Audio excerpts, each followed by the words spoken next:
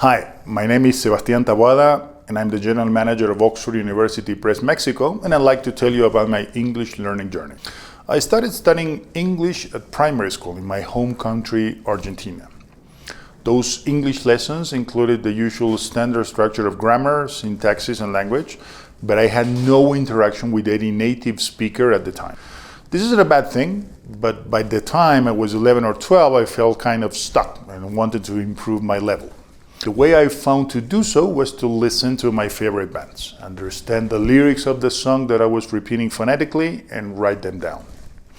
This wasn't the transition of playing cassettes to CDs, so imagine how far back I'm talking about. And my band choices included an eclectic span of options from Depeche Mode and Erasure to the House Martins and the Smiths, up to AC/DC and the Ramones, so easier the first than the latter.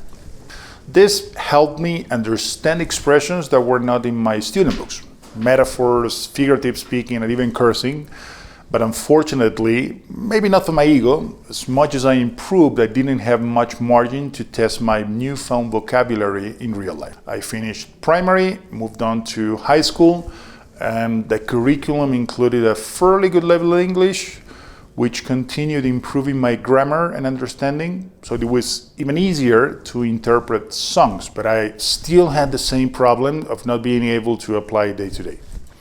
So I upgraded my methodology. I watched movies in English on VHS and taped the bottom part of the TV screen that showed the subtitles. Once again, a homemade way to improve my understanding, but still with little day-to-day applicability. But then the opportunity came from the most unexpected place: sports. I was always one of the taller, usually the tallest, of my friends, and so I started playing basketball. It's important to mention that at this point that my height is 6'7" or 202 meters, so you can picture why. When I was 14, I was recruited by a federated sports club. I made my way up through the junior categories and got to train with the first team. The year I joined the highest level, the club was promoted to the second category in the National League, in which they were allowed to hire foreign players in the rosters. 99% of the time, these players came from the US, and most of the times, not speaking a word of Spanish. So when one of these American players was introduced to the rest of the team, I took some courage and addressed him in English after practice. For the first time, I was speaking with a native English speaker, and the feeling was surreal. I started off with some pity, feeling embarrassed to use some words, feeling I was making a fool of myself, but the feeling quickly disappeared, and it was a true breaking point. I gained confidence, felt more and more released to take chances in using new words, new expressions, and of course many times learning the nuances of pronunciation by making mistakes. From subtle small ones up to the embarrassing difference of speaking about a sheet of paper but with the sound of the I instead of the double E. Another twist in this experience happened as the foreign players started to change, because then I learned to understand different accents based on their origins. For as obvious as it may sound, I experienced the differences when speaking with a teammate from Texas, from Philadelphia, or from the Bronx.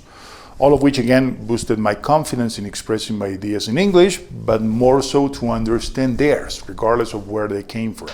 And the ultimate breaking point was when I realized that the communication came naturally with no editing or translation needed. Thinking and expressing those thoughts directly.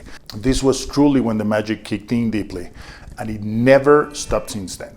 English has been ever present for most of my career. I started off with an American company, Ford, back in 1995, and then worked for Japanese, German, and Australian companies before now working for Oxford University Press, which is headquartered in England. And in all, I interacted with colleagues from around the world, speaking in English to many who, like me, have learned it as a second language.